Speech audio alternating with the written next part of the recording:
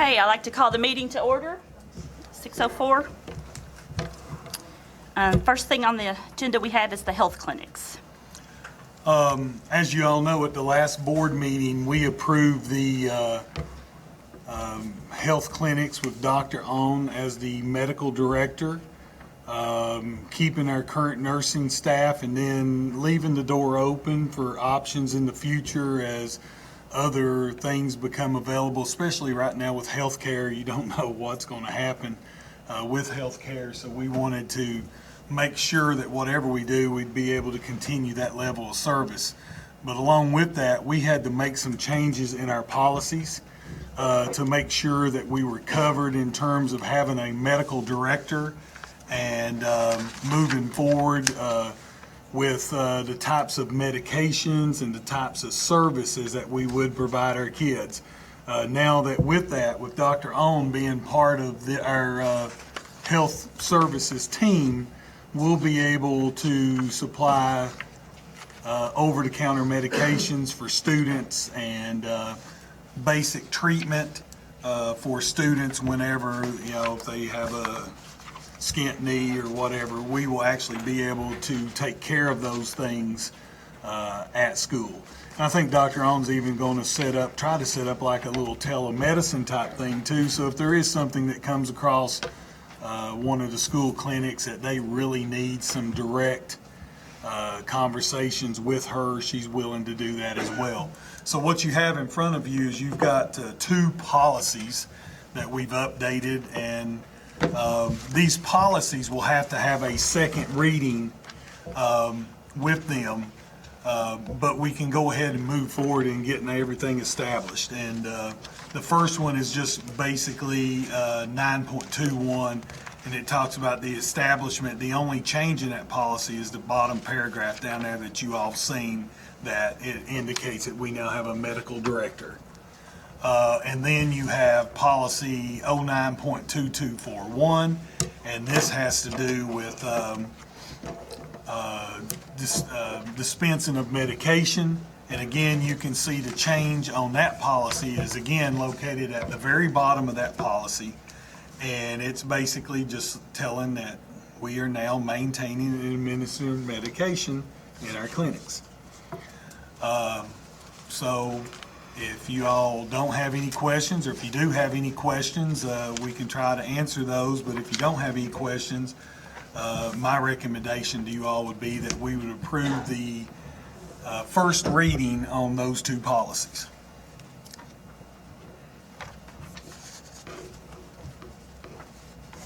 I make the motion that we approve the first reading of those policies.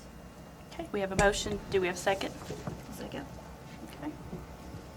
All in favor? Okay, thank you all. The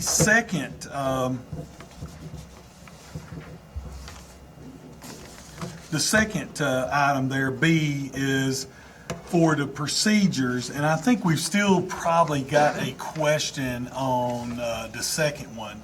But the first one is 09.2241 AP1, and this is the student medication guidelines, and it's sort of the guidelines by which we can give medications to students. Now, this also includes prescription medication, because if a student does bring prescription medication to the school clinic, then our nurses can, at that point in time, give that prescription medication as well. But I think it's the same changes in indicating that, we have the medical director, and this is again about administering and maintaining medication. So that's the change in that particular policy. The other one, let me make sure here now. I don't want to get them mixed up. The other one is 96. It is 96.36 APP22, and that is the one that is the permission for out-of-state field trips and medical release. I believe that this should be in-state and out-of-state, because what happens is that when we take students to out-of-state, here's the big change that we want to make sure that our school person, because of the different boards of nursing and the different medical boards from state to state, sometimes there's not reciprocal agreements that somebody can give medication to a student. So we have to really realize what states we're going to. I must have dialed somebody accidentally. I don't know. I heard the phone talking. Excuse me. Or they called me, I think. I hung up. With students that go out of state, if we don't have an agreement and they're not old enough, we actually have to send a nurse. And there's been times that we've had to send a nurse with a group of students that's went out of state.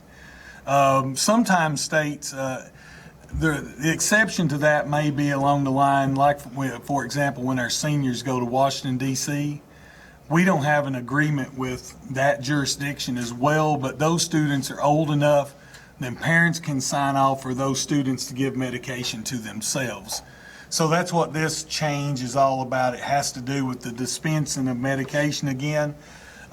If this policy does, or this is a procedure, if it does change, I think the only thing that we need to do is just permission for in-state and out-of-state, and that's the way we'll approve it tonight.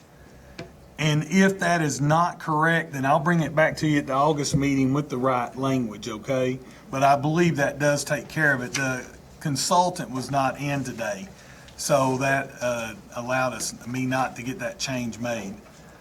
But that's dealing with out-of-state field trips, and that's the one that had the major change that we had to correct. Again, this only takes one reading since there are procedures.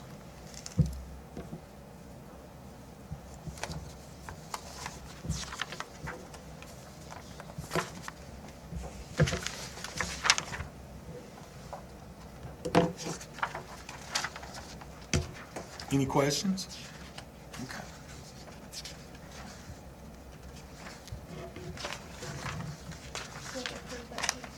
Yeah, we need a motion, right? Yeah. Yeah. So we want to put we could do those three in. Yeah, on B, we're gonna approve those two, the AP Just those two. 2241, Okay, AP1, not the and permission. not the other forms. Okay. We'll go to C last. Okay. So it's just- So just A. Yeah. Just for B, we've already We just approved did- A, We just yes. did A, yeah. So we just need a motion for B.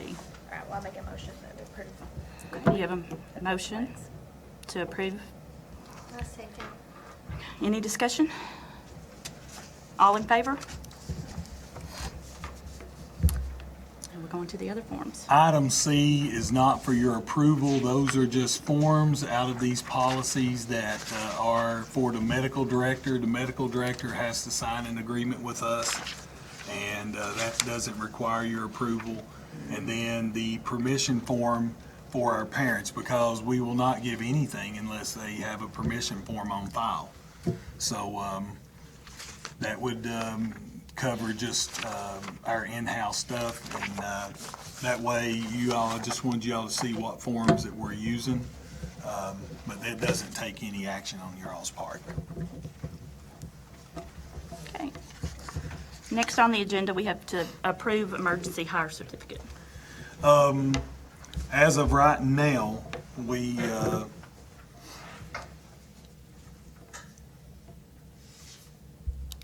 anytime you have a certification issue where you are having difficulty finding personnel in a particular position, and the board is the only person that can ask for a waiver for an emergency hire for a certificate. The only way that I can sign off on an emergency hire is that there are no other qualified applicants. So we do have a position that we need to ask for an emergency hire. It will be temporary because that person will have certification probably by the first of the month. It's just a matter of right now we're waiting on the college to complete paperwork. So it's just one of those issues that this person is the only qualified applicant for the position. But this person is qualified. This person is going to meet all the qualifications for certification. It's just gonna take time for the college to process paperwork. Yes. Already been through the training and Yeah. whatnot. Well, this person has a degree to teach in the subject area that we're hiring them to. And this person will have an MAT, they'll be in the MAT program, which is basically an alternative certification program that whenever they're eligible for that program, LW, they are just as eligible as any other teacher with full certification. It's just a different form of certification allowed by the law and through EPSB. But in this particular case, we really have no other options in this area. And I wouldn't sign off on it unless I felt like there was no other options. I wouldn't be signing off on it. But I do need your all's approval. So my recommendation is to approve that.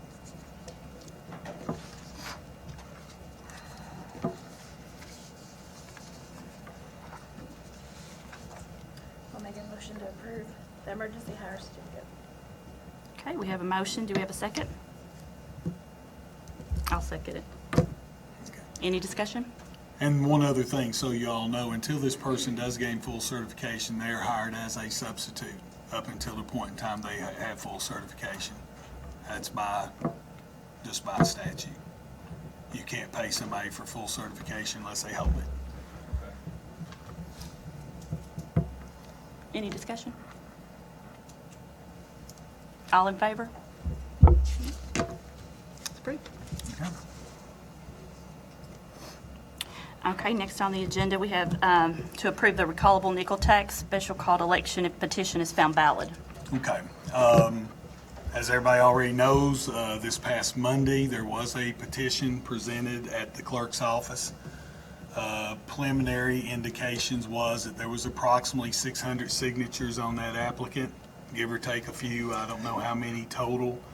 I'm not, spoke to her a couple times, but she's still in the process of trying to verify whether or not there's the required 573 signatures. And I'm not sure that it's 573. That's what the paper reported. I actually thought it was 555, but it doesn't matter. She knows the number.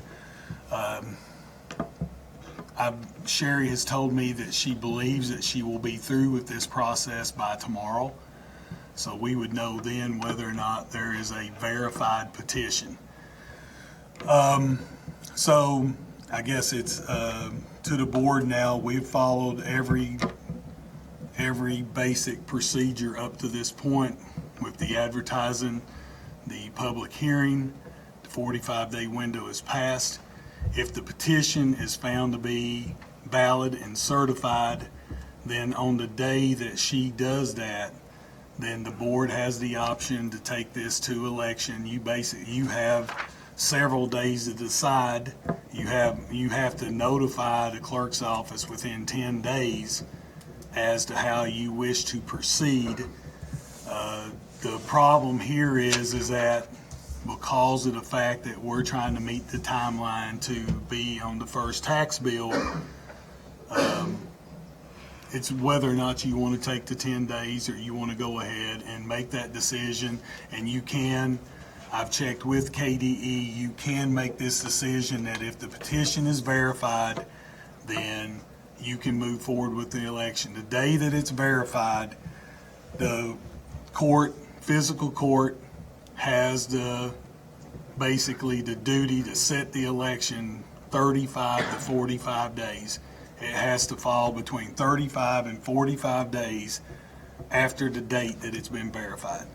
So if it's verified tomorrow afternoon, it has to be at least 35 days, no more than 45 days. If it's next week, that number just keeps counting. Now, will that give us time to make the tax bill? I have My been told, understanding, if not, we have to pay Yeah. for the additional postage and billing of the second tax bill. I have been told from the revenue cabinet that yes, we can make the tax bill. Okay. Now, there's some discrepancy in the county that says whether or not, but I've spoken to a gentleman, I believe his name is Tom Crawford at the Revenue Department, not KDE, the Revenue Department itself. And the tax bills, the only really deadline out there is that the tax bills have to be mailed by October 1. So I have talked to the clerk, I've talked to Jeff Hicks, Wallace and I've had some discussions about it. But my sources from the Revenue Cabinet says that we can make the tax bill because the election right now, if she verified the petition tomorrow, 35 days means that the election would have to be September the 12th.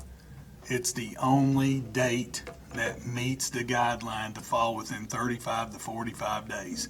If she verifies it on Monday, then actually there's two dates, the 12th and the 19th. It has to be on a Tuesday because that's a normal election day in the state of Kentucky. So it's got a lot to do with when it's verified. I had on Monday some people come and question me on if, we received gifts in January from the architect that worked on the recallable nickel and from you, that they're thinking that influenced our vote on the recallable nickel. Only you all could answer that, but if you recall, the gifts that were given at that time was shirts that were given to you all, which evidently was a practice that was done before I got here. But if I recall correctly, did not all 5 board members pay for those? Yeah, but we should have come back out and said that we had paid for them. Okay, they were paid for. Because you kind of said, you couldn't pay for them, and it was coming out of federal funding, and that was illegal. Federal funding? That's what you told us. No, they weren't going to be Yeah. paid for out of federal funding. But I turned this into the feds in 2012, that we were getting gifts. So it has been a long practice. Yeah. But I mean, it did influence my vote because of the architect. I think, what did the architect give you all? It had a mug, but it had on there to continue doing business with them on our next project. So they were The soliciting. mug? Yeah, The mug said that? yeah, they had a card on it. They were soliciting us. I didn't see the card.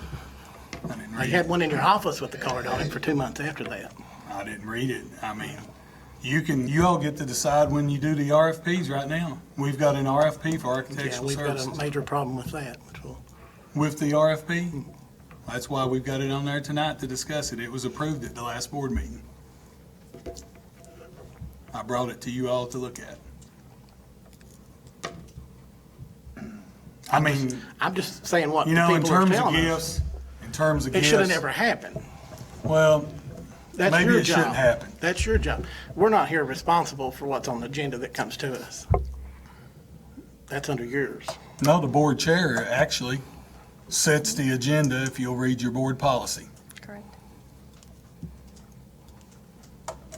Then it come back to the board chair. Any board member can request through the board chair for items to be added to the Yeah, agenda. I've requested that twice in the last month, and I can't get no calls back from you or nothing.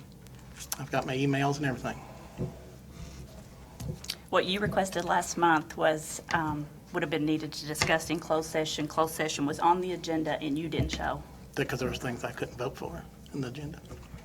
We could have discussed it. I don't understand why you can't vote for something. You can vote yes or no on anything that you want to. You're elected by the What are you talking about, not constituents vote? in your district, so you can vote on any agenda item that's on there. I thought there was some conflicts of interest. What kinds of conflict of interest? So we need to get that on. I'm getting the information from both state and federal authority. Well, I wish the federal authorities would come forward. I'm tired of hearing about the federal authorities. I've been here for 2 years and I've done nothing but try to conduct business in a proper manner in this school district, and we need to move on from some of this stuff. The job of this board is to promote the mission and vision of this school district. And what we're doing is we're tearing this school district apart on petty items that are not even true. And when we go out here as anybody in this school district and we start spreading rumors that are not true, then all we're doing is taking away the ability for us to promote the vision of this school district. And if we'll ever get back to where we focus on the kids and quit focusing on the adults, that's when we'll start doing good things in this school district. I'd love to see us focus on education. And we have been for the entire 2 years I've been here.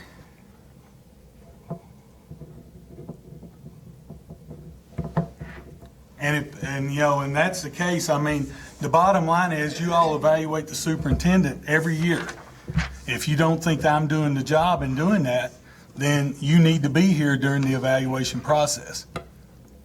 And if you don't think I'm doing a good job, then you've not been here either time for my evaluation. Neither time have you I didn't think shown. there was things there that I didn't agree with. Well, that then could that's be what we manipulated. discuss it. That's what we discuss it.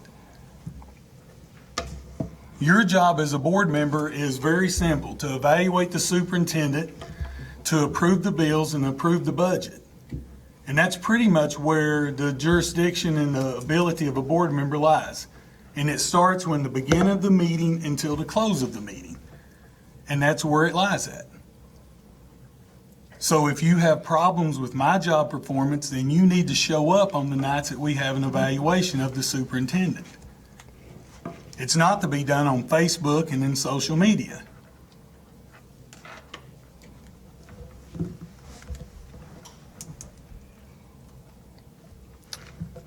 Now, is there other questions about this item?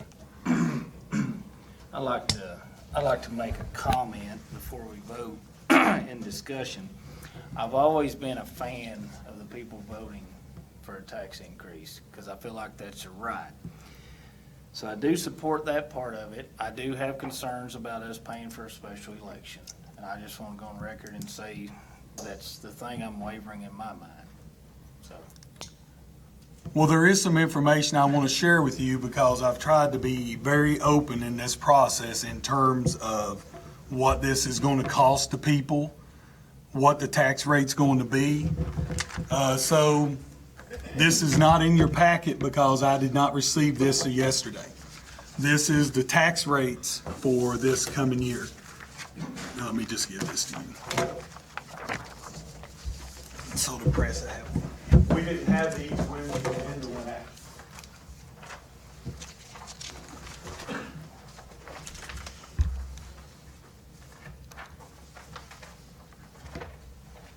I don't know, was there any extras?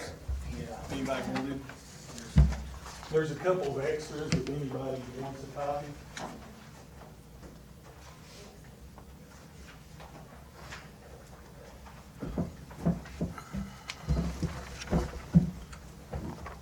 As we discussed, this vote, if you all do decide to vote on this tonight, it could be a vote that honestly doesn't have to happen if the petition is not verified.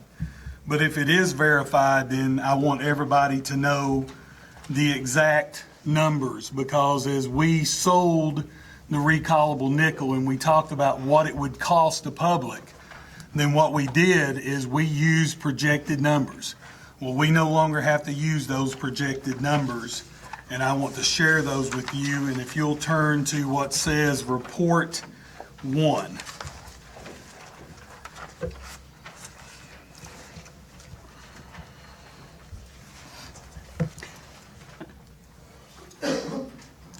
And under Report 1, you will see that the compensating tax rate for this school district for this coming year is 45.5 cents.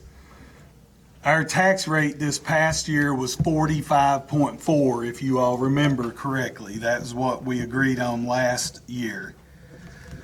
So the compensating rate has actually went up, and that is because of a change in assessments. And if you will look at page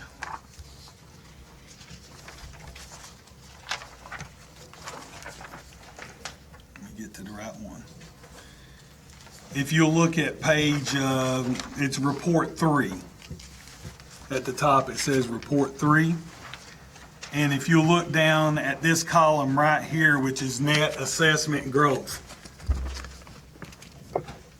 that will tell you why the tax rate in Estill County has went up in terms of the compensating rate.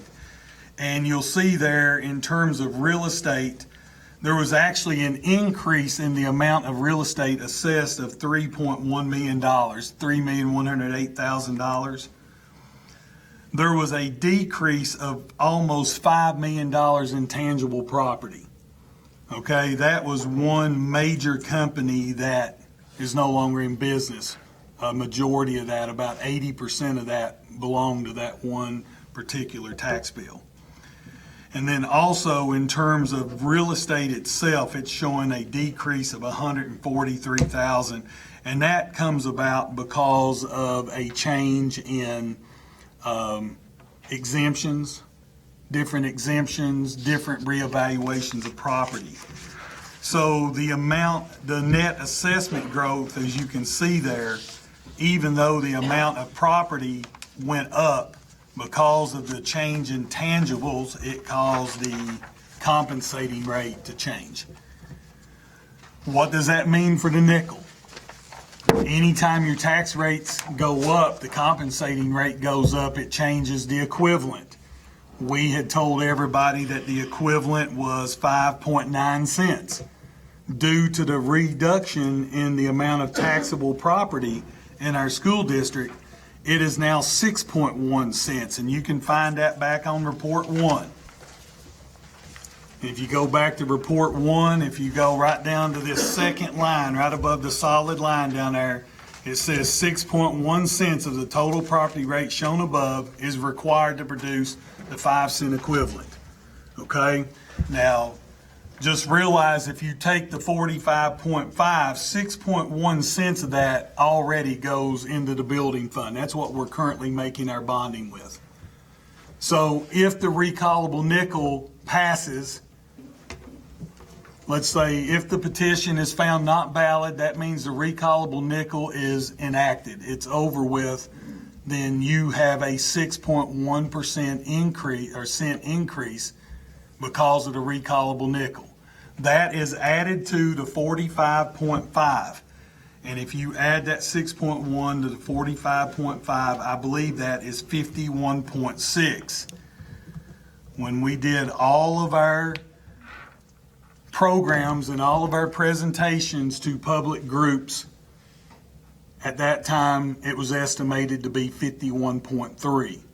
So I want to make sure that those numbers, everybody now knows that we now have the verified tax rate. So that's what the tax rate now would equal.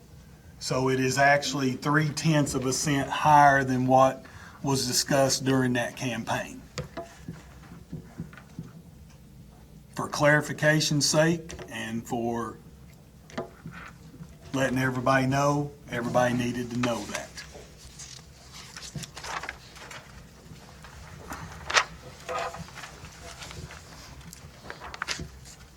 So really right now we've got two options. One is that, or we got two things that can happen. One is that the petition is found not to be valid, will not be certified, and you do not have to do anything else. We will approve the tax rate at the August regular called meeting, and our tax rate would be 51.6 cents with the recallable nickel included. Again, if the petition is verified with enough signatures, then you all have to decide. I can't decide by myself. You all have to decide, do you want to go to election? You can make that decision tonight. If you do postpone it, it's not a threat, it's just I'm letting you know. There is a possibility if you postpone it, you will have to have a second tax bill. Because if we take the full 10 days, by the time then they can set a public election, we will not be able to make the October 1 deadline. So that's basically where you're at. So the issue goes forward. Do you want to proceed and move forward? The next step would be an election if there's a valid petition. And I will make the recommended motion to this board that if the petition is validated and found and certified, that my recommendation is that we move forward and we hold the election and see what the public wants. We've said from day one, if the public can make this decision, they now have the ability to do it. And one other point, if you do move through with the election, as I've told you from day one, remember that if it fails and the nickel does not pass in the election for this coming year, the tax rate reverts. Let me find my paper. It reverts back to the 47.3 cents. Because by law, you have to take it is in the law that the 47.3 cents that the school district takes the 4%, that's a 4% increase. Part of that reason and justification is up until just a few years ago, in order to take the nickel, you had to take the 4%. You no longer have to do that. They have researched the law and said now you can take the compensating rate. That's why I'm saying it would be at 51.6. Because I think everybody on the board would agree, if we get the nickel, we don't want the 4% on top of that. We're not asking to be greedy here. We're just asking to do what needs to be done. I told you I can run the school district on the compensating rate. If it passes though, the 4% is not taxed. 4%'s not tacked on. It will be, if the election passes, it will be 51.6 cents. If the election fails, it will be 47.3 cents. Part of the reason for that is that 47.3 cents generates almost, we looked at it this morning, it's about $75,000, correct, Angie? That $75,000 pays for the election, so that it doesn't cost the school system anything out of their current budget based on the compensating rate. And that's one of the, I think, caveats that they sort of look at. I can't say that's for sure. You said we could put this vote off, but I think we need to make a decision tonight, because I'm not crazy about paying for election, but I sure don't want to pay for another tax bill, because that's just more money out of our pockets. So we need to make a decision, good or bad, tonight, and get this thing over with. Because we don't need to add a tax bill on our expenses. Well, my recommendation is to this board that if the petition is verified, that we move forward with the election and ask the county clerk or the judge executive to set the election at the appropriate date in September.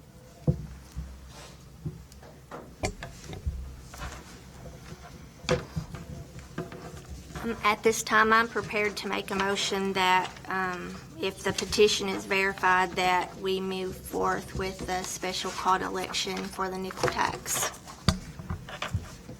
Okay, we have a motion. Do we have a second? I'll second it. We have a second. Do we have any discussion? All in favor? Any opposed?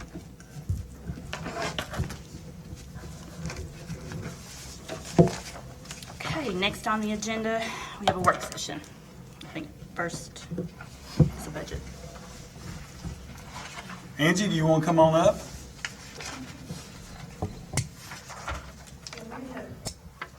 This is general fund budget.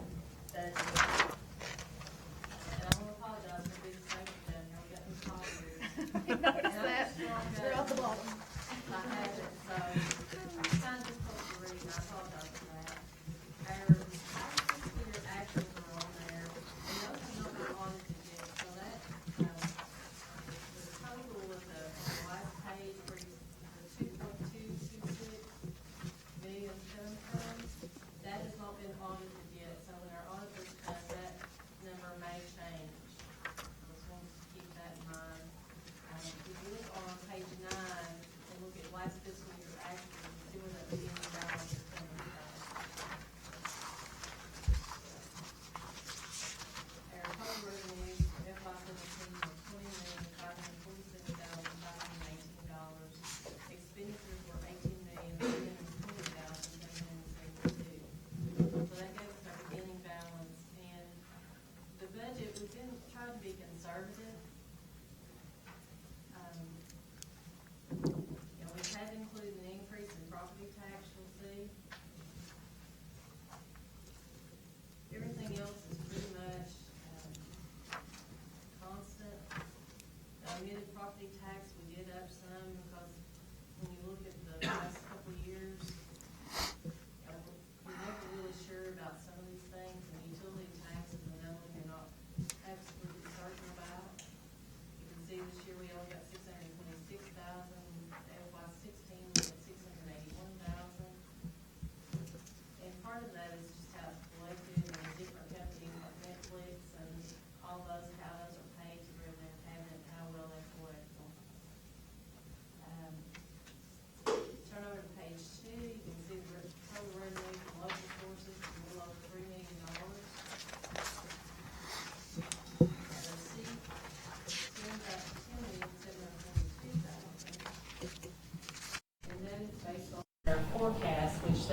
number can change too throughout the year. Probably won't know until late September or maybe even December what that number's gonna be after we get all the paperwork from Frankfurt. Angie, did they decrease our seat funding, or is that because of our drop? Our drop in enrollment, seat funding per pupil has remained. I assume that, I just wanted to verify.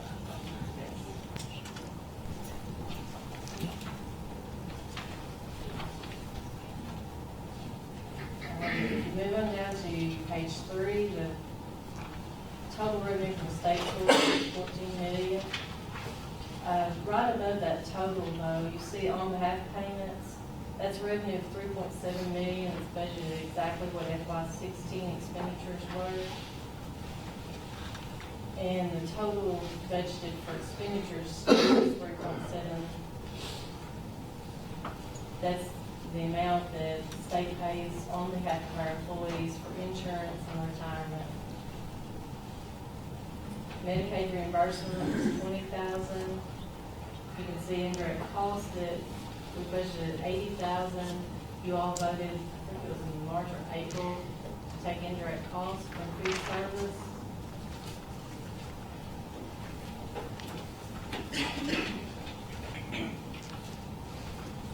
And on page 4, you can see our total receipts are 18,048,000. Our total revenues, which are receipts and beginning balance, is a little over 20 million.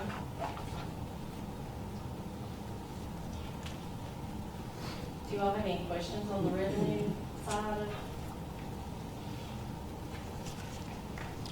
Just to add a couple things, we did take into account the tax rate. Of course, now with the vote to move forward with an election, that $1,591,000 in general property tax is a more firm number. We with didn't that have the vote. tax rates when we actually done this budget, so that can be adjusted too, So, before we approve it in September. So that's not including the nickel, that's not That's including no. the nickel tax. if the nickel, that's showing the 4%, okay? That's showing That's an the, estimate based on last year's tax rate. we didn't have the numbers didn't when have this it. budget was done last Monday. Like I said, we got that yesterday. So we just based it on the 4% just to have a number to go from. And the nickel would not be put into the general fund if it happens. Is the special election, if it goes that way, is that budgeted into this? No, it does not show the nickel yet. No, the money for a special election. The money for the special Yes. election is in the budget under the expenditures. Yeah, the $30,000 is budgeted.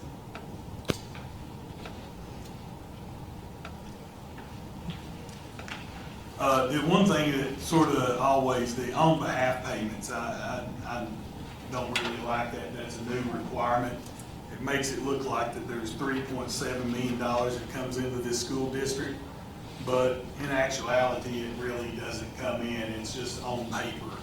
You have the 3.7 million that comes in to pay the health insurance and all the different benefits that our employees have, and then it goes right back out.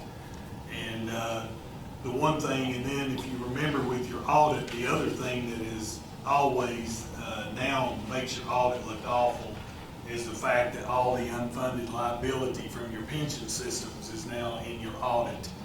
But those are both new requirements in terms of showing those on behalf payments and everything. But we feel like from the revenue side, we are okay. It's not conservative, but it's not tight either. So, I mean, we have the ability. Last year, we actually saw a seek increase in December. Enrollment numbers right now are looking better than they did last year. As you know, last year we lost over 100 students. They're actually looking a little better for this year. We've still lost students, but not as many. And then, of course, I know Mr. Arthur's here. We're making a real big push at the first of the year on our attendance. If we show an increase in attendance during the first 2 months of the year, we always qualify for a growth factor. That can mean several $1,000s So we're really focusing on that. But from the revenue side, I think it's not conservative, it's not out in left field, it's sort of middle of the road, pretty close to what we think will be the actual numbers as they come in.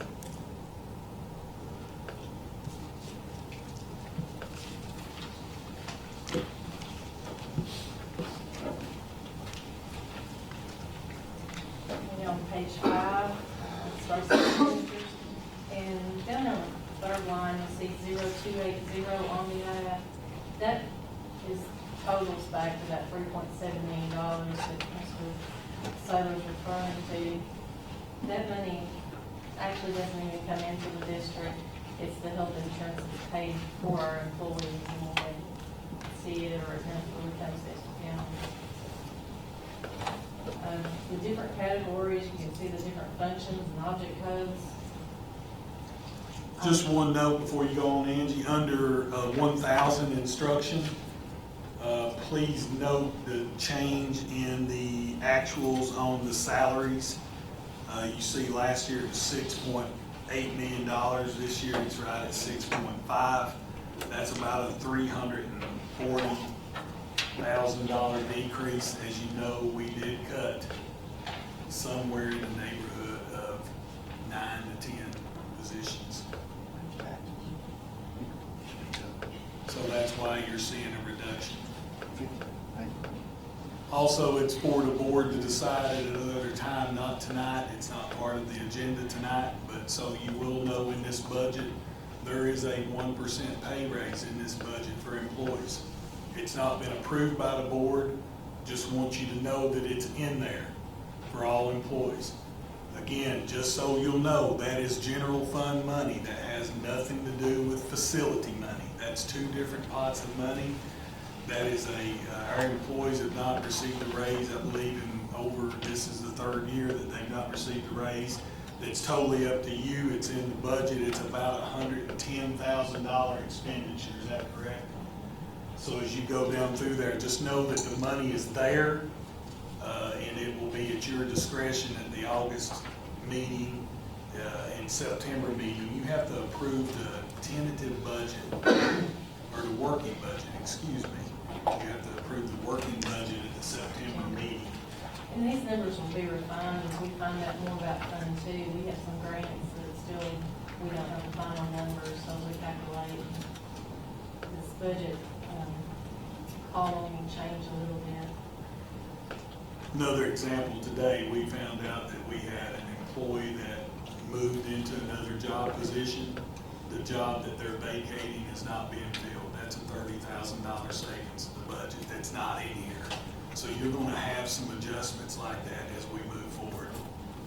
You know, we're going to be lean and mean when it comes to personnel. We couldn't have cut $1.3 million the last 3 years if we'd not been.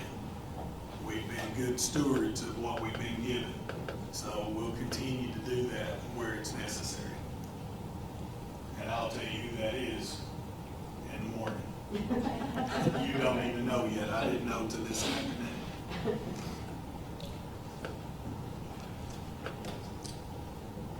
Okay, the different functions like instruction, student support. Instruction is anything related to the classroom. And in instruction, we do through all of our sick pay payments are in that 0200. And as those are paid, they'll actually be coded out to whatever function that person is retiring from, so that they're reflected there. But it's hard to budget that and guesstimate because you don't really know at this point what's going to happen. So keep in mind it is budgeted there, but the expense may show up. That's why some of these numbers may look a little funny if you compare to last fiscal year actuals or prior year actuals. And 0600 supplies, that's what section 6 budgets are. And as they're refining their budgets, that number will come down and some of that money will move down to different areas as they spend it within their school. Student support services. Yes, counselors and speech. And they got my list upstairs of all the different codes. Instructional staff support. See, that has all your aides. And 2,300 is district administrators support services. That's the board, Mr. Sale's office. 2,400 is principal's office and their assistants, their secretaries. Business support is network computer systems and finance. Plant operations, maintenance, courses, facilities, custodial and maintenance supplies and expenses are.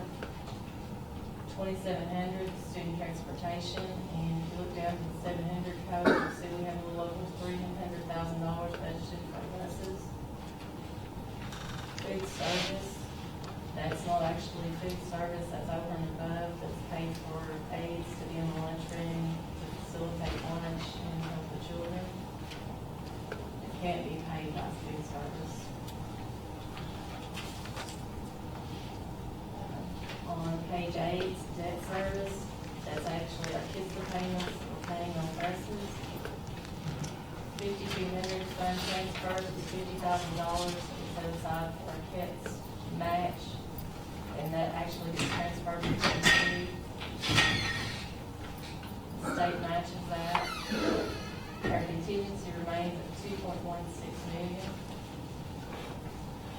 And our total expenditures are $20,274,000. Do you all have questions about expenditures or? On the contingency, is that, you said it remained, there's zero figures here for the prior two columns. Is it the same, or is it increased or decreased? Well, keep in mind that right column is a budget. Those other two columns are actual, so actually you were a little bit over at 2.226 million for FY16. That's what you rolled over, That's what was left after everything was paid. and I can't remember exact numbers in the budget last year, but it's approximate to that. Sometimes when you don't spend instructional money, you don't spend some different items, then schools carry forward some of that money for the following year. So included in that $2,226,000 you see from last year's actuals, which was your carryover, that's your contingency plus any funds that we allowed our schools to carry over, or any budget codes that we did not spend all of the money that was budgeted. So as you can see, the budget, we had almost, I think the contingency, correct me if I'm wrong, Angie, wasn't it right at 2.2? It was a little bit below 2.2. It's 2.1 something. So as you can see, the budget last year, that was the actual budget, ended up being pretty close in terms of what we had budgeted. It wasn't off very much.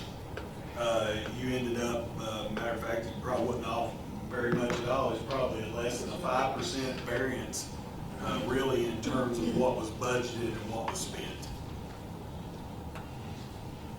But that carry forward number is always your big number at the end of every year. You've got to carry your contingency over. If not, then, you know, your fund balance is going down.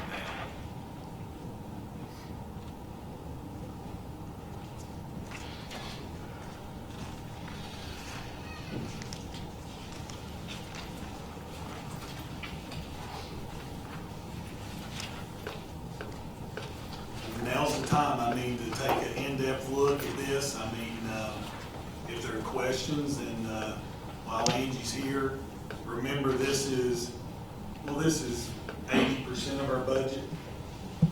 We've also got Fund 2 budgets.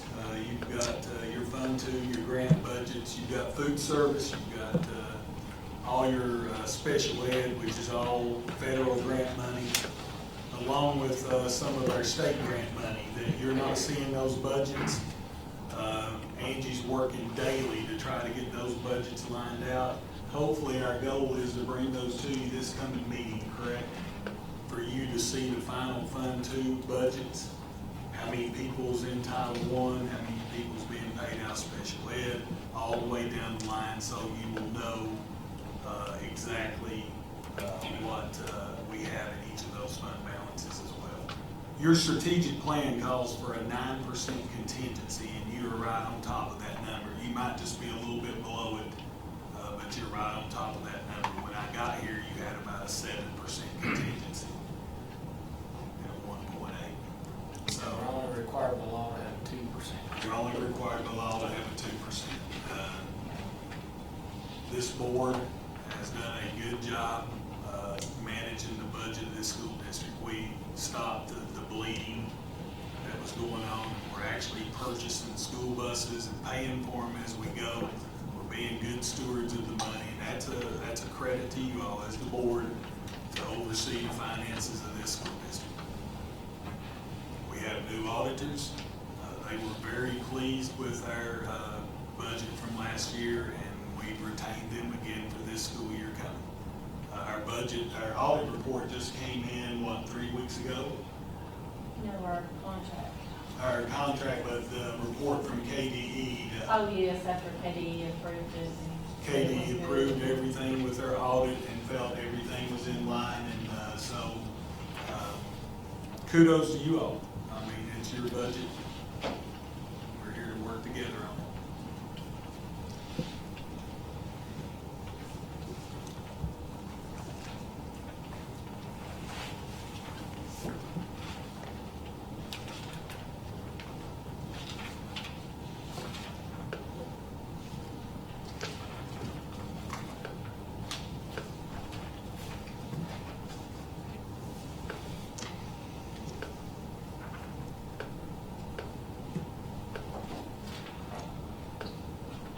In September, we will have all the funds. There'll be general fund, which is what you're looking at now, fund 2 through 10, which is capital outlay, through 20 is FSPK or building fund, 360 is construction, 51 is food service, 7,000 is fiscal agent.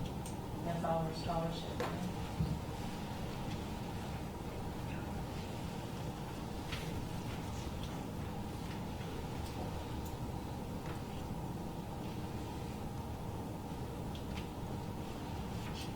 I think the only other thing I would tell you is just realize that as part of your strategic plan, the one-to-one computer program is fully funded within this budget. We are moving forward with that. It's a $125,000 expenditure. Part of that expenditure this year is going to pay for a technology teacher that will begin teaching technology at our middle school and high school this year. And next year, all your 9th and 10th graders in the school district will have a Chromebook. It'll be phased in over a 3 to 4 year period. The following year, that computer teacher will move to the middle school next year and teach 7th and 8th graders. So the following year, you will have 8 through 11 with computers, and then in the 3rd year, you'll have 7 through 12 with computers. So by 1920, by 2021, all of your students in grades 7 through 12 will have Chromebooks, their own personal Chromebook, as we move to a technology age, as everybody knows. We've not made decisions yet exactly on whether, we did purchase 60 Chromebooks this year to teach those classes. We felt like if that's the computer they were going to have, that's what they needed to learn on. So we did purchase 60 computers out of last year's money. Last year's money went to upgrade the Wi-Fi in all of our buildings and to help pay for those 60 computers. This year we're paying for the instructor, and it will pay for part of the computers for next year and next year's budget. We'll just keep moving forward. Like I said, we've not really decided yet. We've got to make a decision. We'll bring it to you all as Jeremy does some more research on whether or not there's this, you have the option to lease these Chromebooks as well.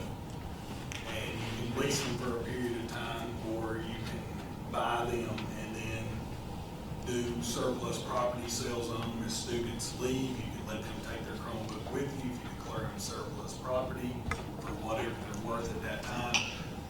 You all have to sort of make that decision, but just know that is a big step forward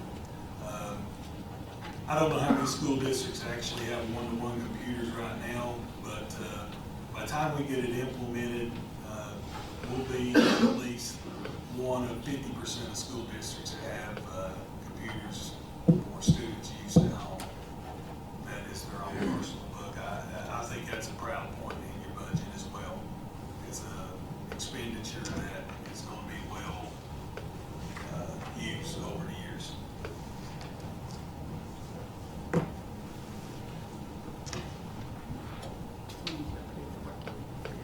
No, it's really not for approval tonight. It's just for a work session for you all to ask questions. If there's any comments that you all have, something y'all look over, we can bring it back in August. And if you all want to, we'll bring it back in August. And if you want to approve the working budget in August, you can. It's just the deadline in September. That'll give us time to make a few other adjustments. It's just sort of up to you how you want to proceed with that, but it's not for a vote tonight.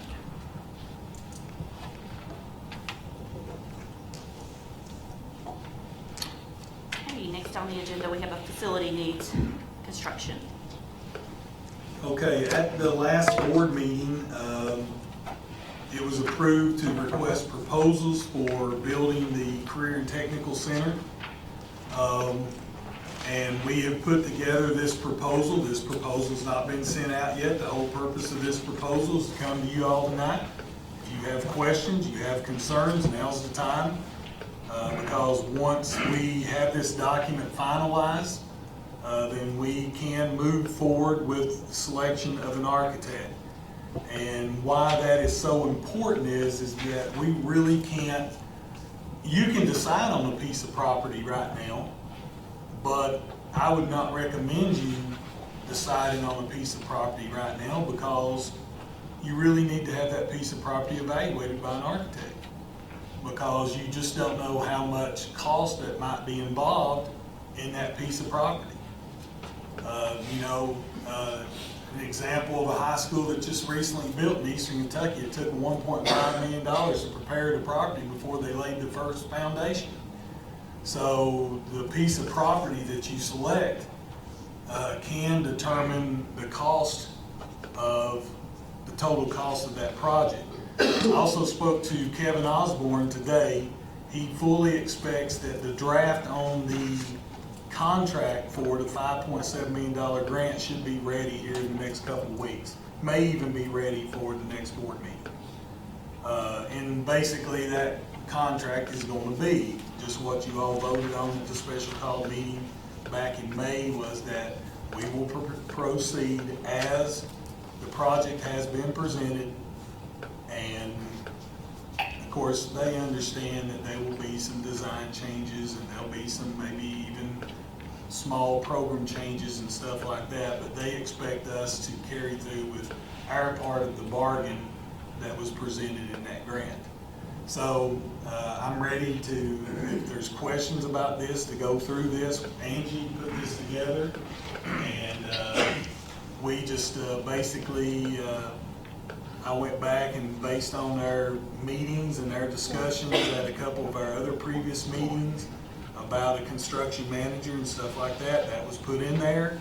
If you don't want to do that, you don't have to do that, but I will tell you this: if you're going to hire a construction manager, hire a construction manager at the beginning of the project where they can be involved in the design of that building. That's what you're paying that person for if you do that. Remember that the architect and the construction manager is a set fee. It is not a negotiated fee. It is a set fee by KDE based on the size of the project. So there's no negotiations that goes on with the architect or anything along that line. It is an absolute set fee based on the design. I've read through this a couple of times. I've got a concern and a follow-up question. The date on this time, they give 6 days, 6 business days. If we approve this tonight, to go on with it, and this has not been advertised yet, correctly? No, we're going to mail it direct. Nobody has this but us. This document came from KDE. It has not been mailed or shared with anybody at this point. That gives the architect 6 business days to get us a proposal. And we don't even have to do it in August. You know, that's the date we chose if you wanted it back for I mean, the August meeting. my goal, and I was one of the board members that requested this, because I made the analogy that I built a house a few years ago, and we didn't pick the first house plan we looked at. I'd like to have some ideas, some proposals, you know, from several different architectural firms. Right. And that was one concern was that August 11th date. I wonder if that came with a number of responses. I don't know exactly what, I was just looking at the calendar there, so. And I mean, was there a reason that date was picked? The reason was is if you wanted to do this at the August meeting, that was up for discussion tonight. That's not in stone.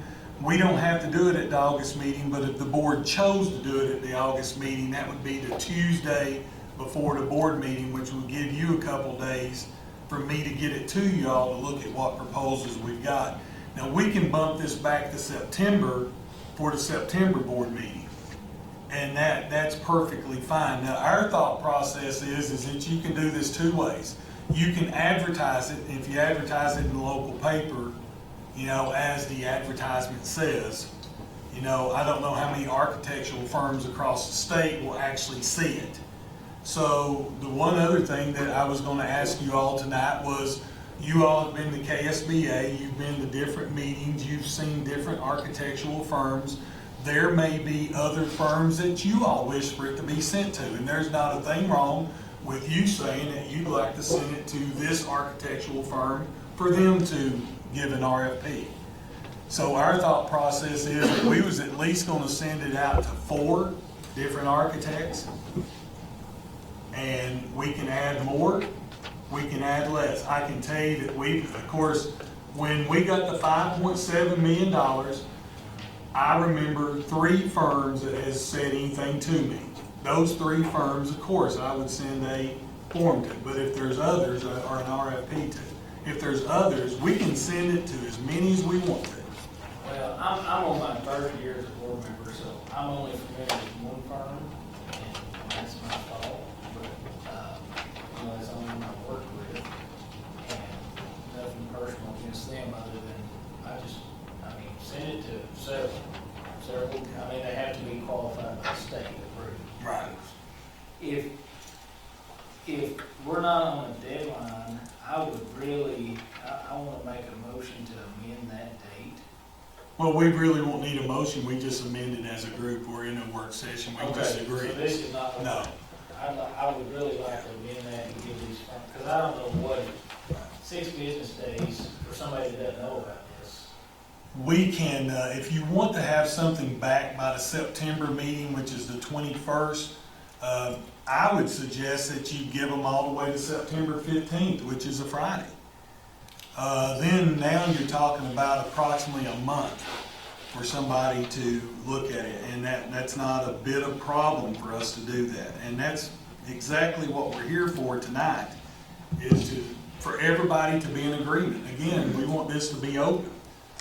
We're looking for proposals for architectural services, and if we get a new architect, then that's what happens. If we keep our current architect, that's fine too.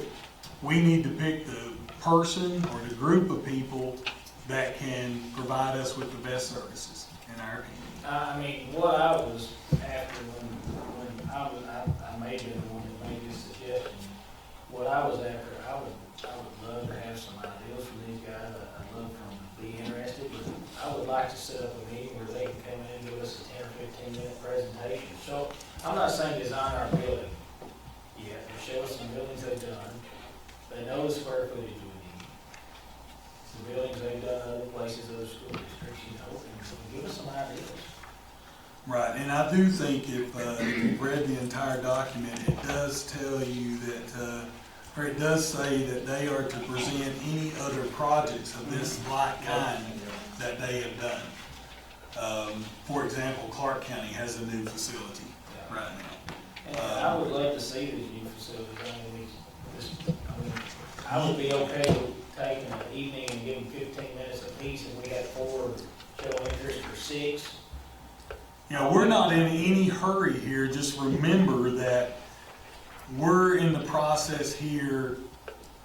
Selecting the architect is the very first part of this, and making the right choice is important to this. We've not seen the agreement yet on the grant, No. have we? There actually, there's a work session. Basically, the agreement is gonna be that you're gonna proceed as was presented in the grant that was approved by your board. The grant that was presented to them was approved by this board. And the facility was part of that grant in terms of what that facility, what programs would be held in that facility. So all that was approved, and that's basically what the agreement's gonna be. We're gonna honor our $5.7 million. Just, we wanna make sure you're gonna move forward. That was the For only- instance, we got a $10 million facility, just give you a for instance. We got a $10 million facility, we accept the 5.7 and we build a $5.7 million facility, so we ain't got no more money to pay for this. You know, and that's what they want to assure that, you know, that's not gonna happen. They're gonna help us, but we have to help ourselves. That's right. That was the only issue I had with the proposal. That was the only question I had. Anybody else, if anybody else needs to. So, you know, first of all, you kind of falsely scolded me for not being at the last board meeting. I'm fine with the request for the proposal. What it is, I've already got a soliciting from the architect to do this job, and we've not even put it out to bid. So, you know, you kind of falsely accused me of stuff there, and I take a highly offense to that. That's the only thing I was bringing up, and this will come after the last board meeting in July, so that wouldn't have mattered. There's nothing that says an architectural firm cannot send you a solicitation for this project. That's not illegal. That's before we even sent it out. That's not illegal. They know, everybody in this state knows that we got $5.7 million. I've got solicitations in my office. That's what I was wanting to bring up, and you kind of jumped to conclusions tonight. Well, it's not That's illegal. one of the problems I had was, you know, we have to do this as a board. I can't do anything as an individual. No, my problem is not that. My problem is when, you know, we're talking about, I mean, I'm not gonna go back in the other. I'm not gonna stoop down to the Facebook posts and some of the things there. You have to decide whether or not you wanna answer for that. But there's nothing wrong with the architect sending anybody, any architectural firm can send this board anything that they want. We get solicitations from companies all the time to do business with them. So there's nothing illegal about them doing that. They've been your architect for what? I don't know how long Ross Hart's Past been the 14 years, architect. They've been the architect for 14 years. 17 different projects, it's in the letter. They've done a lot of different projects. I didn't even see the letter. They didn't send it to me. But when I was asked if they could send the letter, I said, there's no law that says you can't send the letter if you decide to send it to them. I gave Angie a solicitation from a company that sent it to us. We got that solicitation within a week after getting awarded the $5.7 million. These companies, there's not a lot of, sometimes, school construction projects. So when that group decided that they were gonna hand out $65 million, and they saw Estill County got 5.7, you better guarantee they're gonna start sending out things and trying to get your business. And as long as we go about, that letter right there means nothing in terms of saying, I'm assuming it basically says, we've been with you for a long time, we'd like to be able to do this project if you decide to keep us. I don't know what it says, because I've not seen it. But with that being said, if you all bring a group in here, let's say we get 6 proposals, and we decide to invite 4 of them to the board meeting, we want to go look at facilities, we can do whatever we want to do. The final decision is made by you all. And you're going to get more proposals when we send this out. When we start soliciting, you'll get more proposals. And there'll be people that work in some of these firms that we won't send a proposal that's going to write in and say, listen, we would like to submit a proposal as well. And we'll do that if we feel Will like this they're ready. proposal be posted on some kind of We're gonna post it to all social media, and I'm not sure if KDE, we'll send it to KDE. I'm not sure if KDE puts it up or not. I don't know enough about school construction, honestly, in terms of the RFP process. When I did school construction in Bell County, I was not involved in hiring the architect. The architect was hired before I was hired to do the paperwork and the management of those projects. And again, not the construction manager part.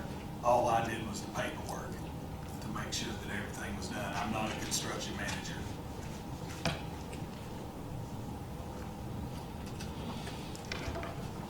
And so if there's anything else, I see nothing wrong in it. You know, if September 15th, if you want us to take and let's say we get 6 or 7 proposals, if you want to give us time to weed it down, we might want to move that date up just a little bit to give us time to say, okay, who do you want? Which firms do you want? Do you want us to bring them all to you? September 15th, so, The Friday before the actual board meeting. okay, we probably, Friday before. Jeff, I would say we need some time in case we need to call a special call meeting and go through some of these proposals. I mean, we've got 25 proposals, we probably need to meet through them.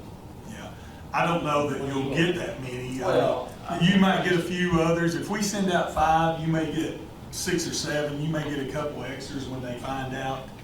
And I won't deny anybody. There's no need to to decline anybody that's seeking to put in an RFP. That's not the purpose of it. Yeah, the purpose of it is to find somebody that meets your needs. So What we if could do it on the what if we- 8th.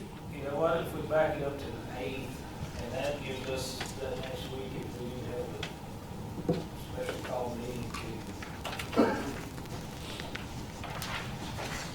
Because I'm gonna tell you right now, any firm that puts in an RFP, you can bet money they're gonna have a presentation ready. Yeah. They're gonna be ready for you, with the presentation. So we set the 8th on that. Yes, are you all in agreement with the construction manager part?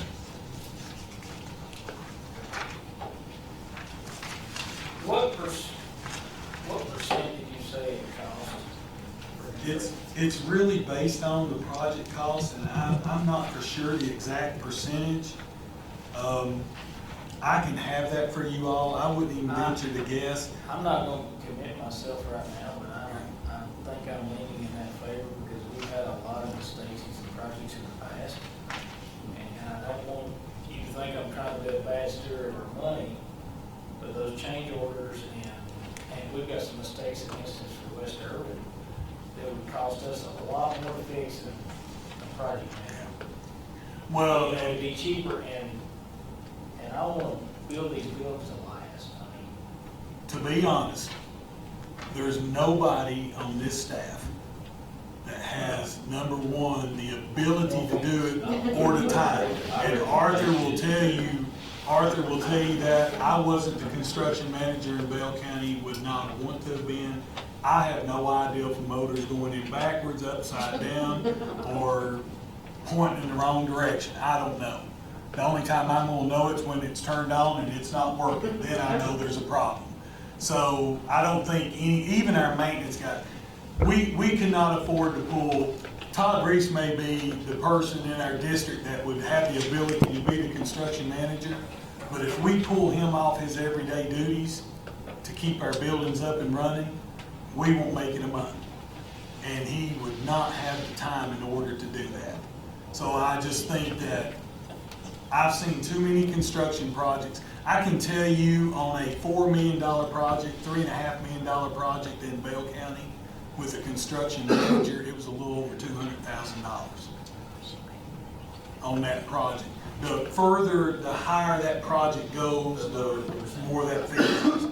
But I can tell you with that construction manager model, and the one mistake that was made in Bell was that the construction manager was hired after the design phase. It still didn't come back to bite us because we had a good set of plans. There was only 2 mistakes made in the plans that probably would have been caught by the construction manager. But on a $4 million project, $3.5 to $4 million project, we had about $40,000 in change orders. Can you, and that's low, that sounds like a lot to a lot of people, but I've been through a couple of small projects, and that's cheap. You know, and change orders always cost you money. I mean, they typically don't save you money. Could you get that information for us, like an estimate on a $10.5 million building, about what it would cost? We can get a percent. We Because can- it's hard for me to say yes until I know. the Well, number. right now, you're just basically saying that you are wanting to do it, I am and wanting then you're wanting to explore it. to explore. Then when the architect is hired, you would still have to do an RFP for a construction manager. That's not just they pick somebody. You have the choice. There's several construction manager firms out there now. Right now, the state of Kentucky will not build a building they've not built a building recently without a construction manager. And they basically have a person that's on site every day that tests every batch of concrete, that watches every block laid, every brick, everything that goes into that building from the time the foundation is laid to the time the roof's put on it and the finishing touch. That person's on site every day is the way that works. Well, I'm definitely in favor of exploring that option. Okay. Well, you're not committing yourself, okay, to that, but it's just telling the architect up front, hey, we're thinking about hiring a construction manager, which is good business, I'm telling you. I believe it's good business.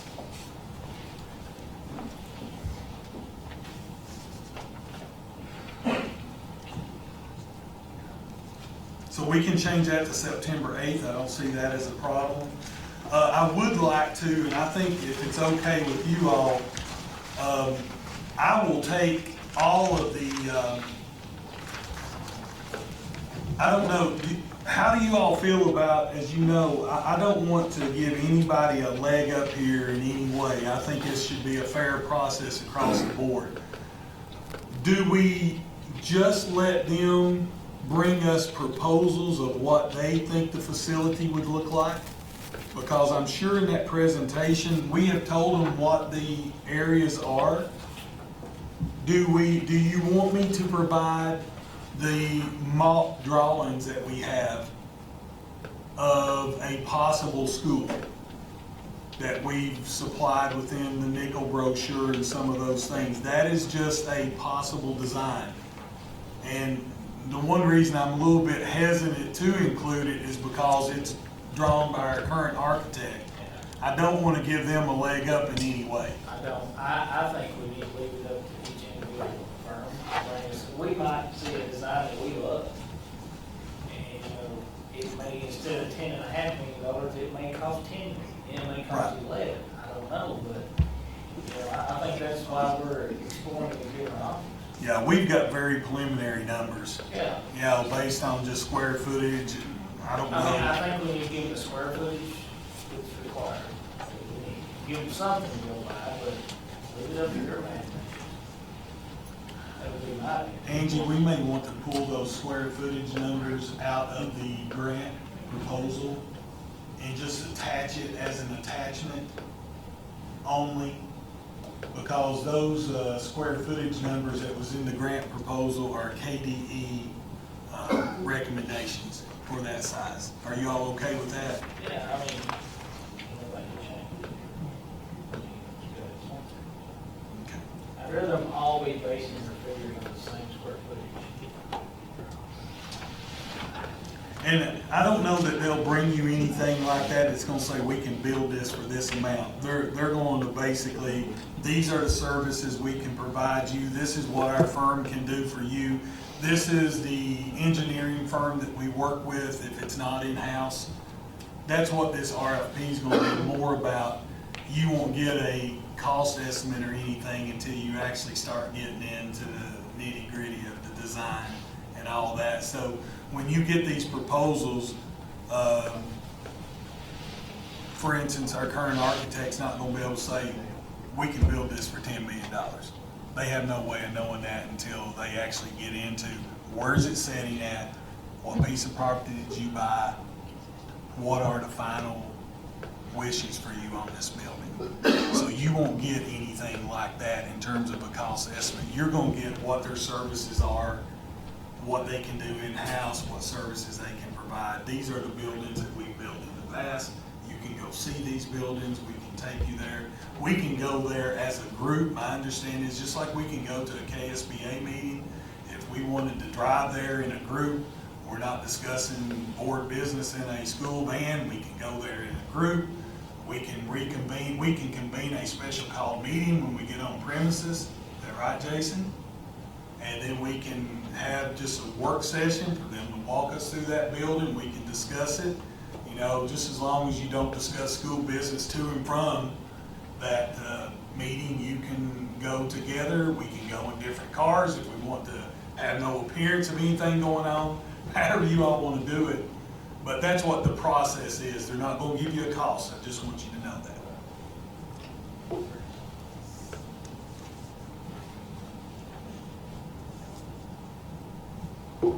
We'll get those things. We'll try to get this in line. We'll send it out Monday. If you all, in the meantime, you want to look back at some of your KSBA manuals and booklets, if there's a firm that you want us to send it to. Now, we had picked 4. I think we picked 3, and we was looking for a 4th firm, and we'll send to others. We'll send to whatever you all want to send. I want you all to be involved in this process.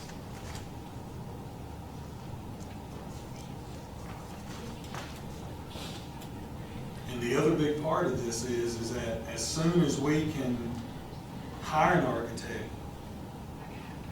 then we've got to decide on a piece of property, which again has not been decided upon. By no means, there's not been any piece of property selected. There's been 3 or 4 pieces of property that has been looked at by the committee, and that was LW and Donna and I went out the other day and just said, this is a possible place. So we've not decided on a piece of property.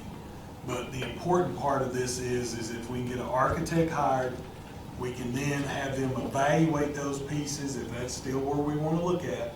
We can have them evaluate those pieces of property, and then, and only then, is it possible for us to apply for additional grant funding. There is a possibility out there for additional grant funding for this project, but we can't submit any of that funding or that grant funding to submit for it unless we have a property identified with an address. Okay? So that just tells you that however long this process takes. We'll have that ready Monday and it'll go out.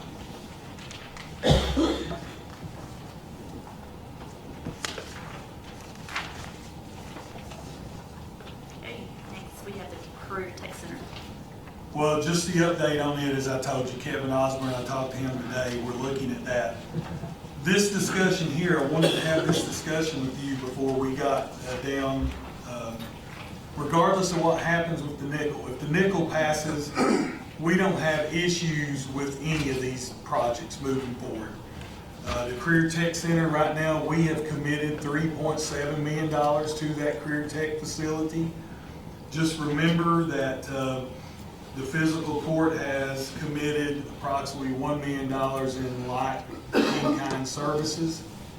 Of course, until you have an architect and design, you don't know exactly what that building is going to cost.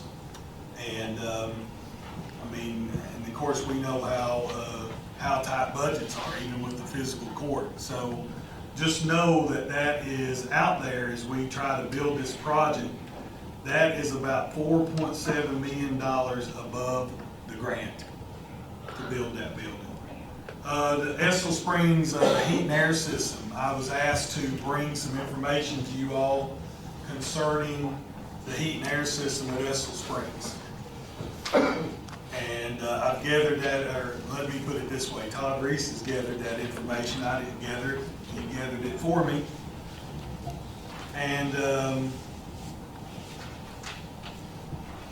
as you know, we've talked about several different scenarios at Estill Springs, and I would be the first to tell you all as a board, With our enrollment numbers and stuff, I would be the first to tell you that the worst thing we could do is if the nickel passes, jump on board and go out there and build 10 or 12 classrooms at Estill Springs.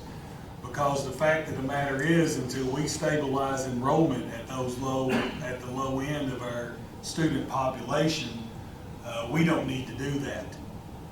But regardless, and I wouldn't recommend building on the Estill Springs right now because of that. I would be spending your money unwisely because I just don't know that we're going to need that space. Now, 2 years from now, it may turn around this year, it may turn around next. We may just have 2 bad years. Who knows? We'll just have to see. But regardless, if you don't do any building in terms of additional space at Estill Springs, that school is in need of an HVAC system. The heat and air system there is on its last legs, and the bottom line is that our maintenance people have done about all they can do to keep it up and running. And I just wanted you all to see that, you know, we have an estimate on that building, as I told you, of about $3 million, and that was to do total geothermal. That was to do a geothermal system with a total upgrade of the heat and air system, lighting, all those things as part of a performance contract, because when we were sitting there not with no money, we just looked at that option. And it came back at about $3 million for that project. The heat and air part of it though, the heat and air part of that project though is about 2.5. So what are the options beyond that? Well, if you decide not to go with geothermal, you can see in this letter, and this is just a group that Todd works with and has done business with as we, you know, work on our facilities, and they just sort of looked at this building. Okay, what would it be if we replaced the system in the current building, replace the entire system? What would it be to replace the boiler, which is the main thing right now that we're having difficulty with? And what would it be to do a Band-Aid, to try to fix it, to limp it through? If we're going to put a new system in, then do we really want to spend $60,000 on a boiler that won't be used when you upgrade the system? So that's those 3 prices that you have there. Notice a geothermal well field costs you about $1 million. Because to not do geothermal, it's about 1.5. And I think that's the estimate that they have there if you read the letter. Well, $1.5 million to put a new system in. It's going to cost us about 10 or 15 to basically Band-Aid it, to try to limp it through another year. If we have to replace the boiler, it's going to cost us about $40,000 or $50,000. And if you put a new system in, you would probably not use a boiler. So it would only be used for the time that it would take. I'm just trying to let you all know tonight that if the nickel doesn't pass, you're going to need some facility money to fix the things that we can't wait on. So if you go with a $1.5 million, I'm just telling you at Estill Springs, if that's what it costs you, then now you're up to $6.2 million. Current needs that you gotta have. The last thing on there is the middle school roof. And the gym right now is the worst part of that roof. But our maintenance personnel tell us that that entire roof is dry and cracking, and we have problems with the entire roof. It's not leaking big time yet, but it's there, it's done. We've not really got a price on that because we really don't know what the board's pleasure is in determining that. I can tell you that my best guesstimate based on my past experience is that roof's going to be somewhere in the neighborhood of $750,000. And it's just according to what kind of roof you put on it. We discussed the fact that maybe you go back with a metal roof on that particular building. I just think it's sort of up for an architect to really come in and look at it and tell us And I'm hesitant to do that because I know we want to do an RFP on architectural services. So I don't want to bring our current architect down here and say, give us a price, and they're not gonna be involved, because they're spending their money at that time. It's not fair to them. Well, So, at this point, we don't have the money in the budget to do it. No. So there's not any quote on this. no. But it's something that you need to know. We need to know and keep in the back. And that's what my whole purpose is here tonight, to just let you know in terms of facilities. We have about $7 million worth of need that is gonna have to happen sometime here in the next 2 to 3 years. So some of y'all, your term lasts longer than that. Some of you still got a year and a half, almost 2 years, 2 full years. If that roof does go, it could go quick, you know, so it's just one of those things. When you know how a roof goes, when it starts going, it's gone. One spot, something else gets worse. I just want y'all to know that you have $3.7 million in total bonding capacity right now. And that's all the money you have until 2032. And some people think that, well, the middle school, we just paid off the middle school, why don't we have more money? Why isn't there a bump in the amount of money that we have?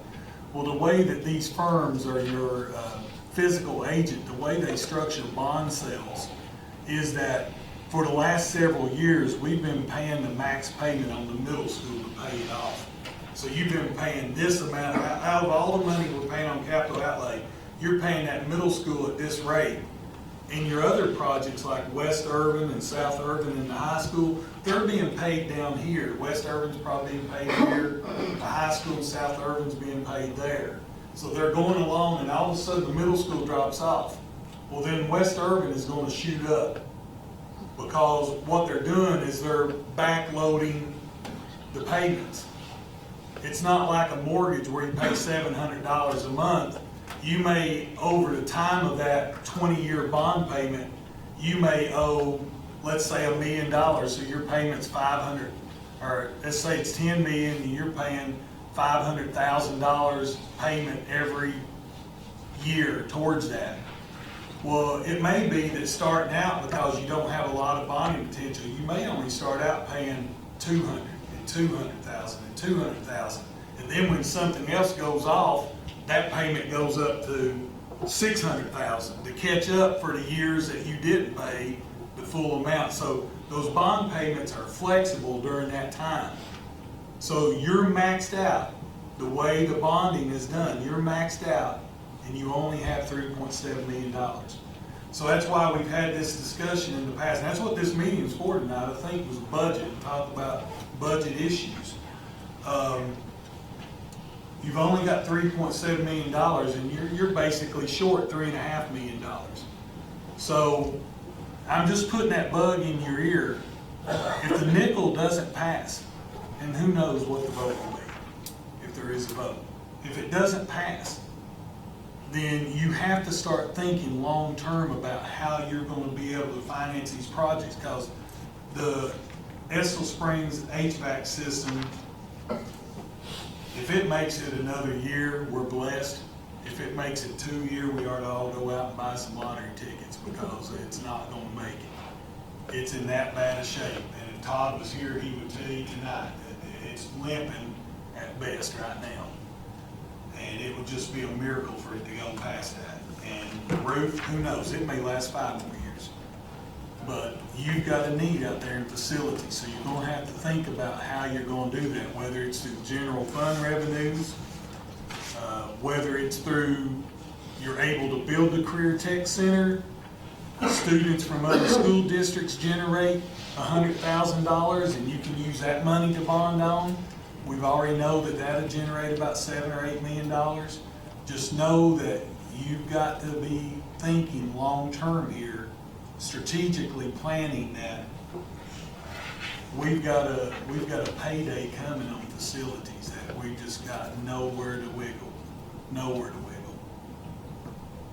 Now, does anybody have any questions about that? I just wanted to lay that out for you all, so you all have it and you know what it is.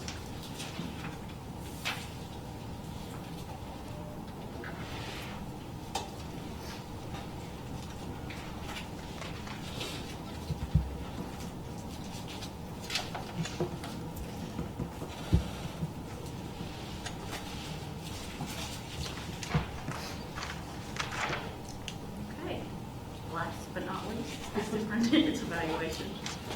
You all said you wanted to meet with me the 1st of August, end of July, to tell me after the last evaluation process. You said you wanted to focus on what you all want me to focus on this coming school year. I put those the superintendent standards are in your packet.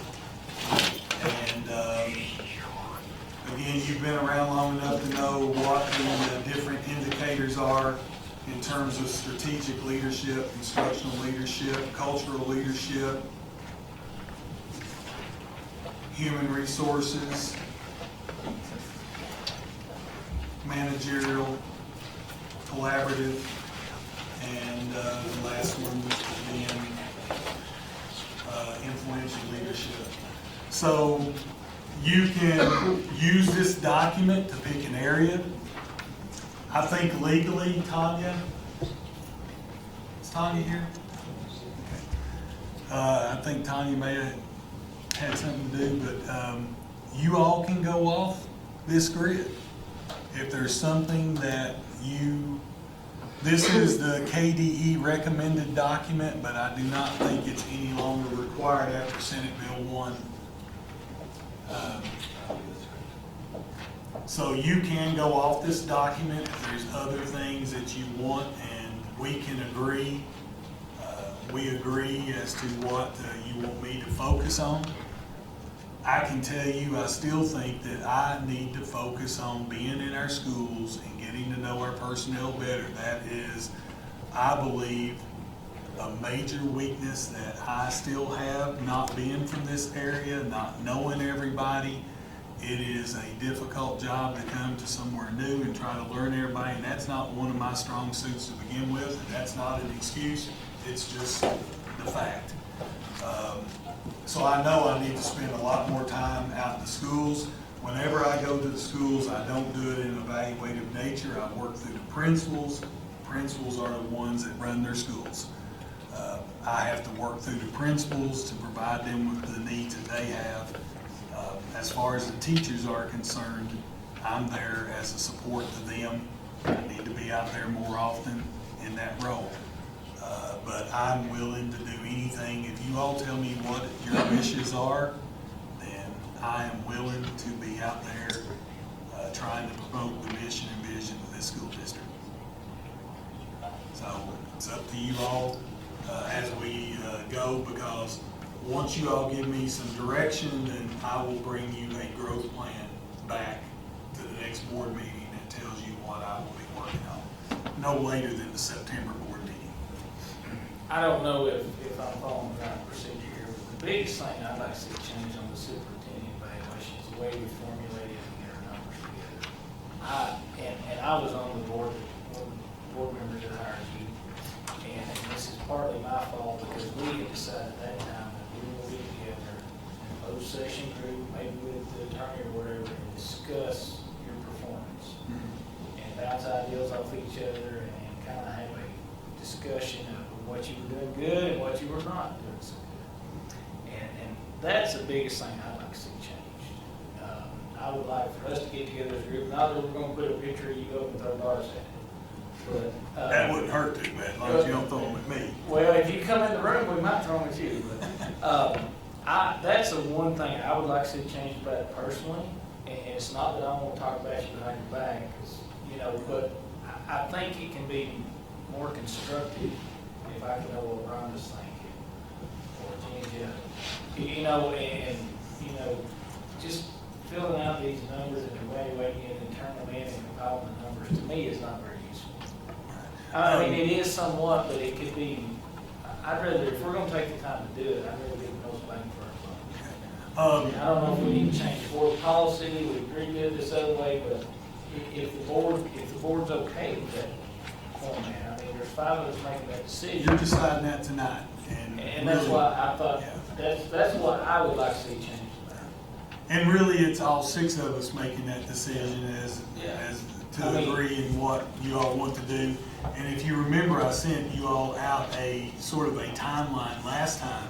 This was for us to meet, and I think once it was determined, you all decided that maybe sometime in December, you would have a closed session at the board meeting I just wanna where make sure we're- you all would discuss my performance at that time with me not being present, which is perfectly legal. They can do that at any time to discuss my performance. But once you're through, you have to report that to me. And whether it's at the next meeting or if it's later on that particular day. You know, you all could actually start the board meeting off with a executive session at the first of the meeting, and you all could start at 6 o'clock, and we could start with the executive session, and you can do that, and then let's say at 7 o'clock, you can come out and do the rest of your board business during a regular call meeting. You can move that anytime you want to. If you want me there for the first 10 minutes, you don't want me there until the last 10 minutes, then that's your choice. And I'm in full agreement with doing it that way. I just need to know what areas you want me to work on. And if you want to sit down at the next board meeting, if you all want to, and there's nothing wrong with you all bouncing ideals off of each other, just be careful how you communicate with each other. A group text, you know, a group text is probably not the right way because that can be seen as everybody sort of have a meeting over the phone, and that's not the intention. It's just simply sometimes we make mistakes, just like I made a mistake trying to give you all a shirt, but we corrected it. So the bottom line is there's mistakes that can be made, but you all can talk 2 at a time. You don't need to be 3 of you together. It's the same type of thing that you have in open meetings. Y'all can talk openly and back and forth to each other. And if you all want to do a closed session at the August meeting to finalize what you want me to work on, that's perfectly fine. Then I can sit around, y'all. If you don't want to start the meeting off closed session, we can have our meeting. I'll go upstairs. I've got plenty of work to do. And you all can call me down when you're ready, and then I'll bring you a growth plan back in September to deal with those. Give you enough time? Oh, yeah, 1 month. You tell me what it is, I'll have a growth plan. I'll have a growth plan for you. I don't think there's any reason to do a special called meeting because you guys are too busy anyway, and I won't say it's a waste of money, but there's no need for you to do a special called meeting when it probably wouldn't take you a long time in order to do that. Well, I would like for everybody to look over this, and the board members my suggestion would be to figure out what areas you want him to work on, and then we can get together, like you said, in closed session at the August meeting and come up with a group, what we want as a group. And if you all want to pick one, I'll pick one that I think's my weakness. I think part of any educator, whether it's a teacher, principal, superintendent, you have to be able to do a self-reflection. You have to be able to say, this is my weakness, this is what I would like to work on. You all tell me something you want me to work on, and I'll be glad to do that. So it's however you want to do it, if that's how you want to proceed. And we can do it at the next board meeting. And Do we need a motion in that form? no, not really, because it's just a procedural thing, and you really wouldn't need a motion. Anybody got a problem with it? No, I totally agree. It's fine. If you all don't have time to where you can talk, part of the reason sometimes boards have conflict is because we don't have time to talk, and you don't have time to talk. And again, as I said earlier, the only time you really have any jurisdiction as a board member is when that board convenes up until the time that they adjourn. So the idea of coming to a closed session to have this discussion is the best time to do it, to be able to put you all in a group, because you can't have a group discussion back and forth on the phone with each other. So I'm perfectly fine with that process if that's the way y'all want to lay it out.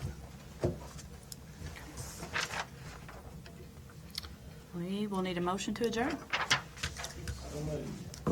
We have a motion. Do we have a second? All in favor? Thank you. I need y'all to sign your vouchers before you go.